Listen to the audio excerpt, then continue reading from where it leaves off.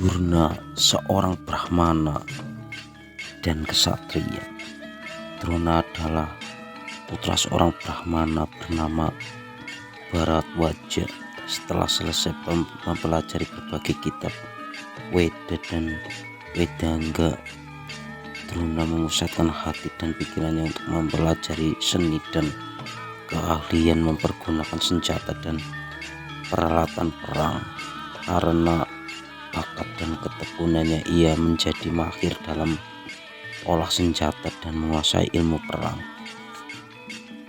Brahmana Bharadwaja berkawan dengan Raja Pancala yang mempunyai putra bernama Drupada. Pangeran ini adalah kawan Drona dalam belajar olah senjata dan ilmu perang. Di antara mereka tumbuh rasa persahabatan yang erat dan mereka saling mengasihi. Semasa masih sesama-sama belajar itu, Drupada sering berkata kepada Drona, kelak jika ia naik tahta menjadi raja, setengah kerajaannya akan diberikan kepada Drona. Setelah tamat belajar, Drona menikah dengan adik Resi Kripa, dikaruniai seorang anak bernama Aswatthama. Ia sangat mencintai istri dan anaknya, dan demi mereka ia berusaha keras untuk memperoleh kekayaan yang sebelumnya tak pernah dipikirkan olehnya.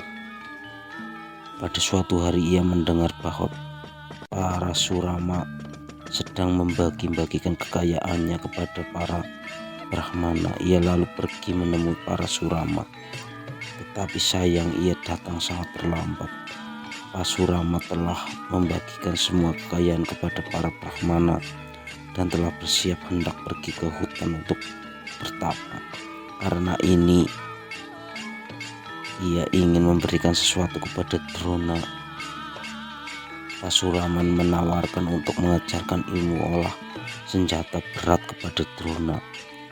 Karena itulah keahliannya.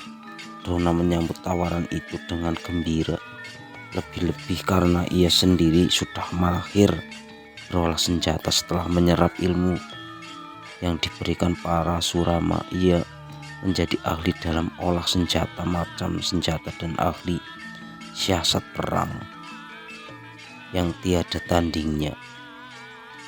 Keahlian itu membuatnya mampu menjadi guru di istana raja manapun.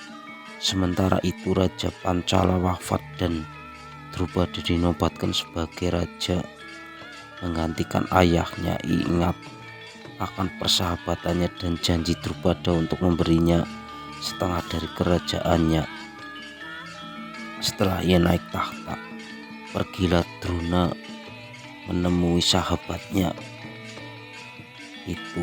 Ia yakin Drupada pasti akan menyambutnya dengan gembira dan memenuhi janjinya. Tetapi sampai di istana Pancala, Drona kecewa karena sambutan Drupada sangat dingin. Raja baru itu tidak peduli padanya dan tampak tidak senang melihatnya. Drupada bahkan berpura-pura tidak kenal. Meskipun Drona sudah memperkenalkan diri dan mengingatkannya akan persahabatan mereka, Drupada yang haus kekayaan dan kekuasaan berkata, "Hei Brahmana, betapa lancangnya engkau mengatakan aku ini temanmu. Persahabatan seperti apakah yang ada antara seorang raja dan seorang pengemis pengembara? Kau pasti gila mengatakan ada persahabatan di masa lalu antara aku, raja kerajaan ini, dengan kau pengemis miskin. Tak mungkin aku kaya raya dan terpelajar bersahabat dengan pengemis miskin yang tak jelas asal usulnya. Persahabatan hanya bisa terjalin di antara mereka yang sederajat." Setelah berkata demikian, Drupada menyuruh bulu balangnya mengusir Drona. Dengan perasaan malu dan amarah yang terpendam, Drona meninggalkan istana sahabatnya. Hatinya panas oleh kebencian dan dendam membara. Ia bersumpah akan membalas dendam dan menghukum Drupada yang angkuh dengan penghinaan seperti yang telah diterimanya dari Pancala. Drona pergi ke Hastinapura untuk mencari pekerjaan sebagai guru di sana. Untuk sementara ia tinggal di rumah kakak iparnya yaitu Resi Kripa. Pada suatu hari para putra raja bermain di luar gerbang istana. Ketika sedang asik bermain bola dan cincin, Yudhistira jatuh ke dalam sumur. Mereka menghentikan permainan dan berdiri mengelilingi sumur itu. Mereka hanya bisa memandangi bola dan cincin yang tampak berkilau di dasar sumur.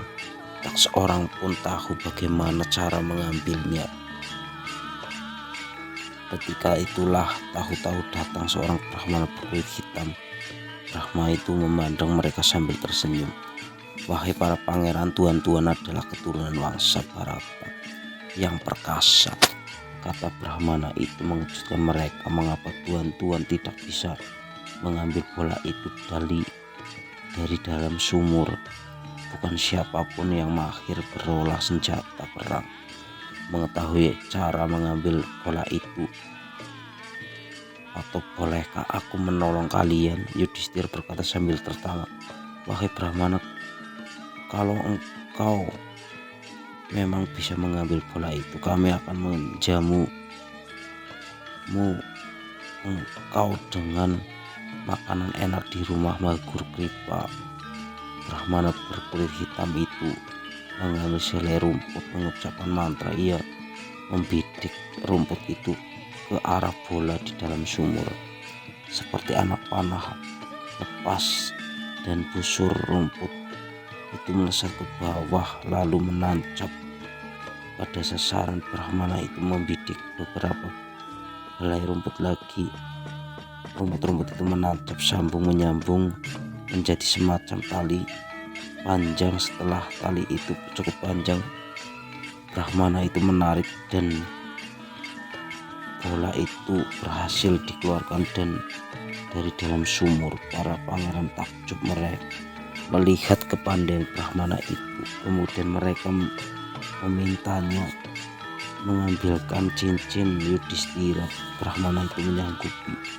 Ia meminjam sebatang anak panah lalu membidiknya anak panah itu ke arah cincin di dasar sumur. Sekali lagi ia berhasil mengenai sasaran. Kemudian ia menarik anak panah itu dari dalam sumur bersama cincin yang kemudian diserahkannya kepada Yudhistira sambil tersenyum.